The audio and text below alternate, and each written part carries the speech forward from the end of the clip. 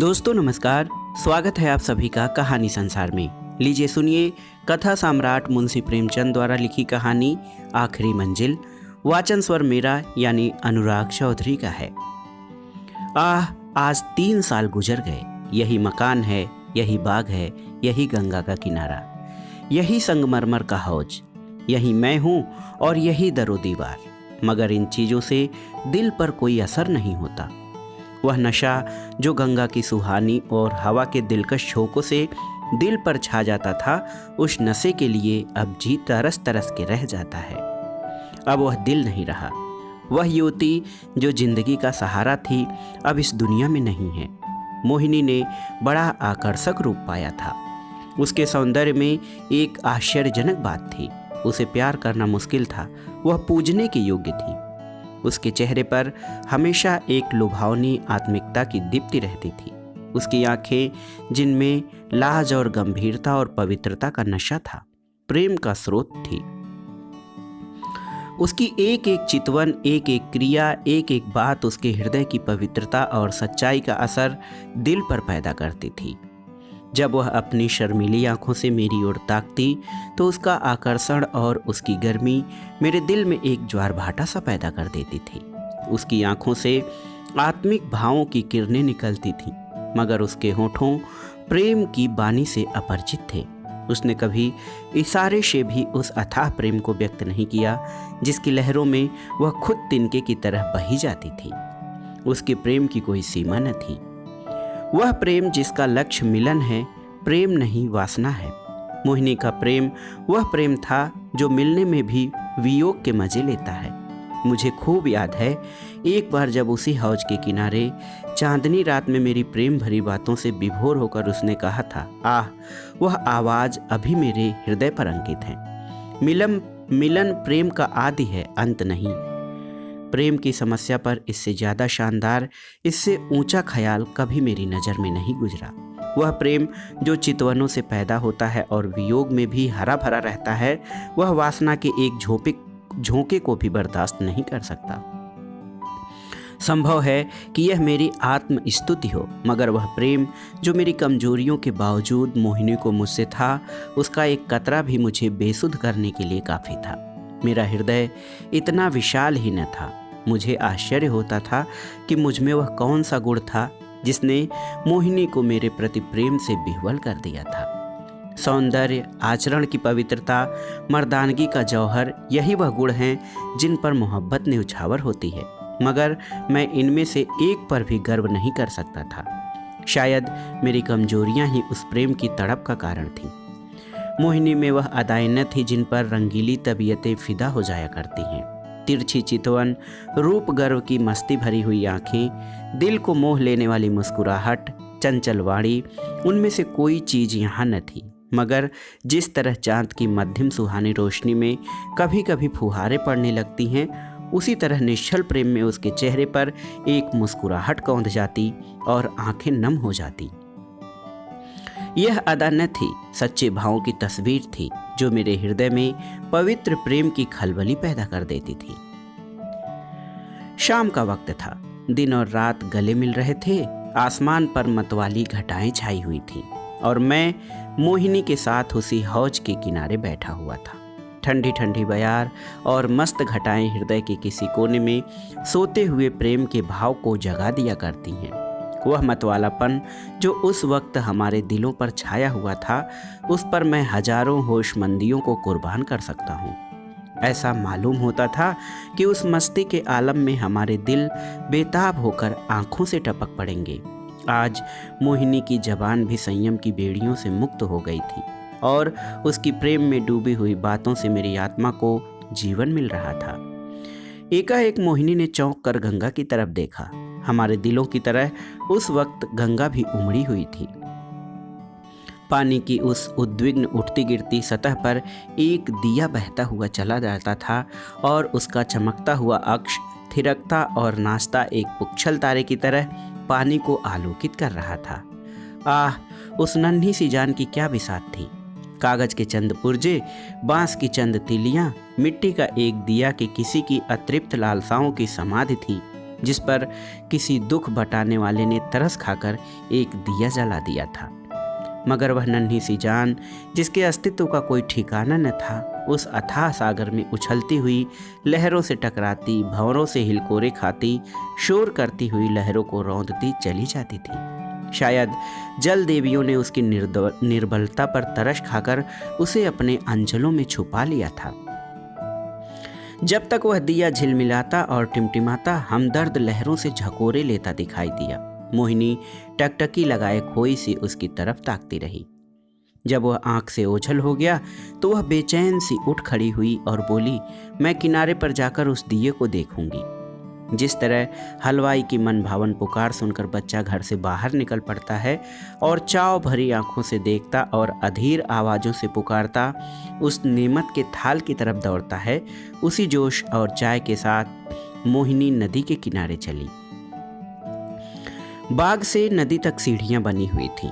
हम दोनों तेजी के साथ नीचे उतरे और किनारे पहुंचते ही मोहिनी ने खुशी के मारे उछलकर जोर से कहा, अभी है, देखो वह निकल गया। वह बच्चों का सा उत्साह और उद्विग्न अधीरता जो मोहिनी के चेहरे पर उस समय थी, मुझे कभी न भूलेगी। मेरे दिल में सवाल पैदा हुआ, उस दिए से ऐसा हार्दिक संबंध, ऐसी विह्वलता क्यों? मुझ जैसा कवित्व शून्य व्यक्ति उस पहेली को जरा भी न बूझ सका। मेरे हृदय में आशंकाएं पैदा हुई। अंधेरी रात है, घटाएं उमड़ी हुई, नदी बाढ़ पर, हवा तेज, यहाँ इस वक्त ठहरना ठीक नहीं। मगर मोहिनी वह चाव भरे भोलेपन की तस्वीर उसी दिए की तरफ आंखें लगाए चुपचाप खड़ी थी, और वह उदास दिया ज्यों ज्यों हिलता मचलता चला जाता था, न जाने क्या, कहाँ, किस देश। मगर थोड़ी देर के बाद वह दिया आंखों से ओझल हो गया। मोहिनी ने निराश स्वर में पूछा, गया? बुझ गया होगा।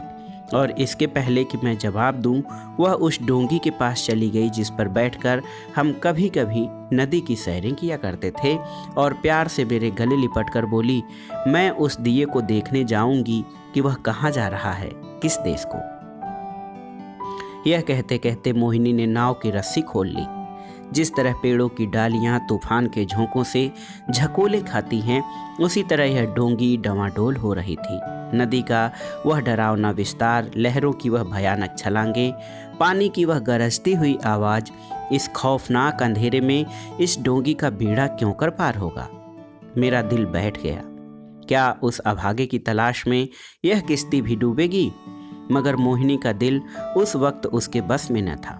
उसी दिए की तरह उसका हृदय भी भावनाओं की विराट लहरों भरी गरजती हुई नदी में बहा जा रहा था। मतवाली घटाएं झुकती चली आती थीं, जैसे नदी के गले मिलेंगी, और वह काली नदी यूं उठती थी जैसे बादलों को छू लेगी। डर के मारे आंखें मुदी जाती थीं। हम तेजी के साथ उछलते, कगारों के गिरने की आवाज़ें सुनते, काले काले पेड़ों का झूमना देखते चले जाते थे। आबादी पीछे छूट गई, देवताओं को बस्ती से भी आगे निकल गए। एकाएक मोहिनी चौंक कर उठ खड़ी हुई और बोली, अभी है, देखो वह जा रहा है। मैंने आंख उठाकर देखा, वह दिया ज्यों का त्यों हिलता मचलता चला जाता था। उस दिए को देखते हम बहुत दूर निकल गए। मोहिनी ने यह राग अलापना शुरू किया, मैं साजन से मिलन चली। कैसा तड़पा देने वाला गीत था, और कैसी दर्द भरी रसीली आवाज़, प्रेम और आंसुओं में डूबी हुई। मोहक गीत में कल्पनाओं को जगाने की बड़ी शक्ति होती है। वह मनुष्य को भौतिक संसार से उठाकर कल्पना लोक में पहुंचा देता है।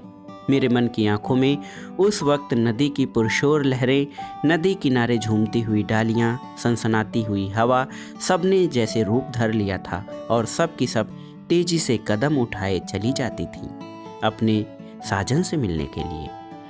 उत्कंठा और प्रेम से झूमती हुई ये युवती की धुंधली सपने जैसी तस्वीर हवा में, लहरों में और पेड़ों के झुरमुट में चली जाती दिखाई देती और कहती थी, साजन से मिलने के लिए। इस गीत ने सारे दृश्य पर उत्कंठा का जादू फूंक दिया। मैं साजन से मिलन चली, साजन बसत कौन सी नगरी, मैं बौरी ना जानूं, ना मुहे आस मिलन की उससे ऐसी प्रीत भली, मैं साजन से मिलन चली। मोहिनी खामोश हुई तो चारों तरफ सन्नाटा छाया हुआ था, और उस सन्नाटे में एक बहुत मध्यम रसीला स्वप्निल स्वर क्षितिज के उस पार से या नदी के बीच से या हवा के झोंकों के साथ आता हुआ मन के कानों को सुनाई देता था। मैं साजन से मिलन चली। मैं इस गीत से इतना प्रभावित हुआ कि जरा देर के लिए मुझे ख्याल न रहा कि कहाँ हूँ और कहाँ जा रहा हूँ। दिल और दिमाग में वही राग गूंज रहा था। अचानक मोहिनी ने कहा, उस दिए को देखो। मैंने दिए की तरफ देखा। उसकी रोशनी मंद हो गई थी और आयु की पूंजी खत्म हो चली थी। आखिर वह बार जरा भभका और बुझ गया। जिस तरह पानी की बूंद नदी में गिरकर गायब हो जाती है, उसी तरह अंधेरे के फैलाव में उस दिए की हस्ती गायब हो गई। मोहिनी ने धीमे से कहा, अब नहीं दिखाई देता, बुझ गया। यह कहकर उसने एक ठंडी सांस ली। दर्द उमड़ आया, आंसुओं से गला फंस गया। जबान से सिर्फ इतना निकला, क्या यही उसकी आखिरी मंजिल थी? और आंखों से आंसू गिरने लगे। मेरी आंखों के सामने से पर्दा सा हट गया। मोहिनी की बेचैनी और उत्कंठा, अधीरता और उदासी का रहस्य समझ में आ गया और बरबस मेरी आंखों से भी आंसू की चंद बूंदें टपक पड़ी। क्या उस शोर भरे खतरनाक तूफानी सफर की यही आखिरी मंजिल थी? दूसरे दिन मोहिनी उठी तो उसका चेहरा पीला था। उसे रात भर नींद नहीं आई थी। वह कवि स्वभाव की स्त्री थी। रात की इस घटना ने उसके दर्द भरे भावुक हृदय पर बहुत असर पैदा किया था। हंसी उसके होठों पर यूं ही बहुत कम आती थी। हाँ, चेहरा खिला रहता था। आज से वह हंसमुखपन भी विदा हो गया। हरदम चेहरे पर एक उदासी सी छाई रहती और बातें ऐसी जिनसे हृदय छलनी होता था और रोना आता था। मैं उसके दिल को इन ख्यालों से दूर रखने के लिए कई बार हंसाने वाले किस्से लाया, मगर उसने उन्हें खोलकर भी न देखा। हाँ, जब मैं घर पर न होता तो वह कवि की रचनाएं देखा करती, मगर इसलिए नहीं कि उनके पढ़ने से कोई आनंद मिलता था, बल्कि इसलिए कि उसे रोने के लिए ख्याल मिल जाता था। और वह कविताएं जो उस जमाने में उसने लिखी, दिल को पिघला देने वाले दर्द भरे गीत हैं। कौन ऐसा व्यक्ति है जो उन्हें पढ़कर अपने आंसू रोक लेगा? वह कभी कभी अपनी कविताएं मुझे सुनाती और जब मैं दर्द में डूबकर उसकी प्रशंसा करता तो मुझे उसकी आंखों में आत्मा के उल्लास का नशा दिखाई पड़ता। हंसी, दिल्लगी और रंगीनी मुमकिन है कुछ लोगों के दिल पर असर पैदा कर सके, मगर वह कौन सा दिल है जो दर्द के भावों से पिघल न जाएगा? एक रोज हम दोनों इसी बाग की सैर कर रहे थे। शाम का वक्त था और चैत का महीना। मोहिनी की तबीयत आज खुश थी। बहुत दिनों के बाद आज उसके होठों पर मुस्कुराहट की झलक दिखाई दी थी। जब शाम हो गई और पूरनमासी का चांद गंगा की गोद से निकलकर ऊपर उठा तो हम इसी हौज के किनारे बैठ गए। यह मौल सीढ़ियों की कतार की ओर यह हौज मोहिनी की यादगार है। चांदनी में बिशात आई और चौपड़ होने लगी। आज तबीयत की ताजगी ने उसके रूप को चमका दिया था और उसकी मोहक चपलताएं मुझे मतवाला किए देती थी। मैं कई बाजियां खेला और हर बार हारा। हारने में जो मजा था वह जीतने में कहाँ। हल्की सी मस्ती में जो मजा है वह छकने और मतवाला होने में नहीं। चांदनी खूब छिटकी हुई थी। एकाएक मोहिनी ने गंगा की तरफ देखा और मुझसे बोली, वह उस पार कैसी रोशनी नजर आ रही है। मैंने भी निगाह दौड़ाई। चिता की आग जल रही थी, लेकिन मैंने टाल कर कहा, सांझी खाना पका रहे हैं। मोहिनी को विश्वास नहीं हुआ। उसके चेहरे पर एक उदास मुस्कुराहट दिखाई दी और आंखें नम हो गईं। ऐसे दुख देने वाले दृश्य उसके भावुक और दर्दमंद दिल पर वही असर करते थे जो लू की लपट फूलों के साथ करती है। थोड़ी देर तक वह मौन निश्चला बैठी रही, फिर शोक भरे स्वर में बोली, अपनी आखिरी मंजिल पर पहुंच गया। तो दोस्तों, ये थी कथा सम्राट मुंशी प्रेमचंद द्वारा लिखी कहानी, जो जमाना पत्रिका में अगस्त सितंबर 1911 में प्रकाशित हुई थी, आखिरी मंजिल। ये कहानी आपको कैसी लगी हमें कमेंट बॉक्स में ज़रूर बताइएगा। कहानी सुनने के लिए धन्यवाद दोस्तों। नमस्कार।